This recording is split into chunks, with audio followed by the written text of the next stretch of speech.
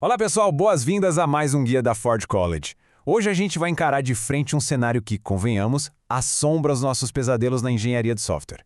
Aquele exato momento em que um pipeline de integração contínua que estava rodando perfeitinho simplesmente quebra do nada. A nossa missão aqui é transformar aquela vontade imediata de jogar o computador na parede em uma jornada super tranquila, estruturada e focada na solução de problemas. Vamos nessa? O nosso roteiro de investigação hoje é bem direto. Vamos passar por 6 etapas principais: o mistério da falha, o trabalho de detetive, analisando as pistas, aplicando as correções, o relatório de depuração e fechamos com a conclusão e os próximos passos. Então, começando pela etapa 1, o mistério da falha. Pensem só, na nossa última lição sobre automação de fluxos da Solana com CI/CD, tudo estava rodando que era uma beleza. Mas, de repente, a realidade bate à porta. Por que a automação falhou? Ver aquele temido X vermelho sinalizando erro numa GitHub Action é tipo abrir o forno e ver que o bolo solou, não é mesmo? Mas calma, não precisa levar para o lado pessoal nem achar que o código estragou do dia para a noite. Falhas sistêmicas são só leis físicas normais de quando a automação começa a crescer e a escalar. E por que um código que estava perfeito quebra assim, do nada? A verdade é que pipelines que funcionam muito bem na primeira vez têm o péssimo hábito de quebrar de forma imprevisível quando a gente tenta escalar. Isso acontece porque novos servidores entram no jogo, variáveis de ambiente mudam ou as ferramentas resolvem atualizar sozinhas lá em segundo plano. Na engenharia a gente chama isso de deriva ambiental. É literalmente como se alguém entrasse na sua cozinha de madrugada e trocasse o pote de sal pelo de açúcar, sem falar nada. O resultado? Um desastre totalmente inesperado. O que nos leva à etapa 2, o trabalho de detetive. É hora de reproduzir essa falha na nossa máquina. Antes de sair mudando o código às cegas na esperança de consertar ou, pior ainda, trocar de provedor de infraestrutura no puro desespero, a gente precisa de um procedimento claro. O passo a passo é simples. Primeiro, faça o clone daquela branch específica que está falhando, a branch Broken CI. Segundo, rode o script de build localmente para replicar as exatas condições do servidor. E terceiro, capture todas as saídas do sistema, o stdout e o stdr, direto num arquivo de log. Isolar o problema numa branch de diagnóstico é a garantia absoluta de que a gente não vai bagunçar o código principal com tentativas frustradas. E olha, aqui vai uma regra de ouro que a gente sempre bate na tecla nos cursos da Ford College. Prefira sempre as execuções locais reproduzíveis. Seguir esse princípio não só economiza horas de tempo valioso de processamento em nuvem, mas principalmente evita aquele histórico de commits caótico e um pouquinho vergonhoso. Afinal, ninguém quer ver a linha do tempo do projeto poluída com mensagens do tipo "agora vai, tentativa 4" ou "corrigindo o erro de novo". Avançando para a etapa 3, analisando as pistas. Vamos ler os logs. Chegou a hora de montar a nossa matriz de suspeitos baseada nos logs. Se a gente nota um binário ausente no job de teste, o culpado quase sempre é um caminho de arquivo errado na hora de fazer o upload ou o download.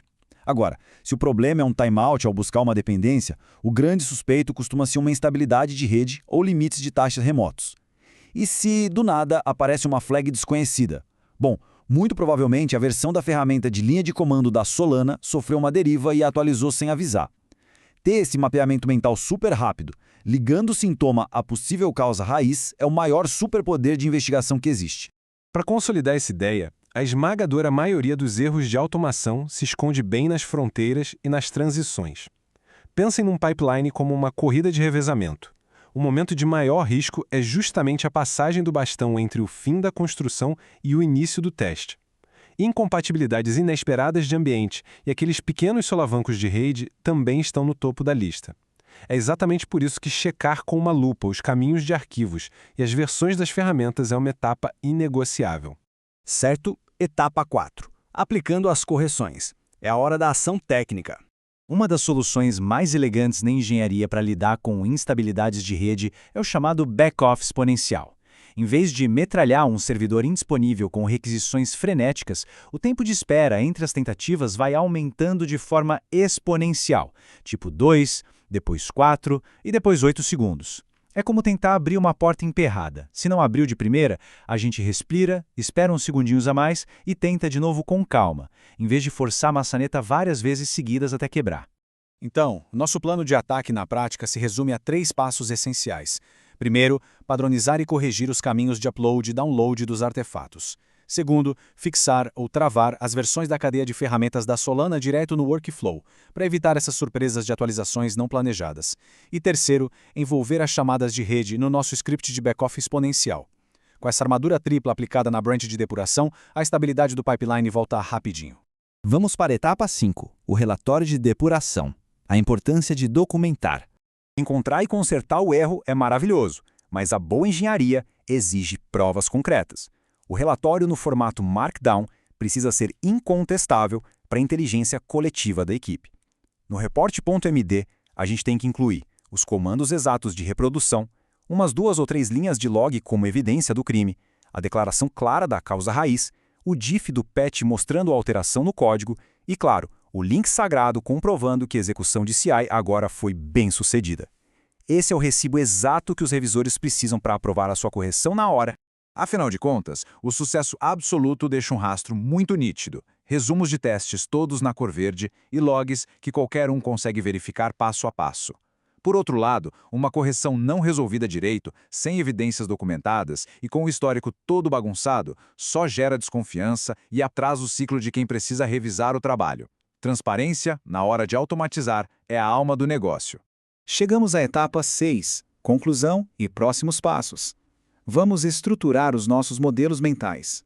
Para fechar, a gente precisa levar 3 mandamentos para a vida e para os próximos projetos. Primeiro, sempre reproduza o erro localmente. Segundo, trate os logs como a única fonte de verdade absoluta. E terceiro, aplique correções cirúrgicas e bem conservadoras. Evitar uma reformulação gigantesca de infraestrutura só por causa de um pequeno timeout de rede é um sinal enorme de maturidade técnica, e é um modelo mental que escala super bem para grandes equipes. Tem uma frase que resume perfeitamente o nosso papo de hoje. A automação confiável não significa nunca falhar. Significa falhar de forma previsível e se recuperar de forma sistemática.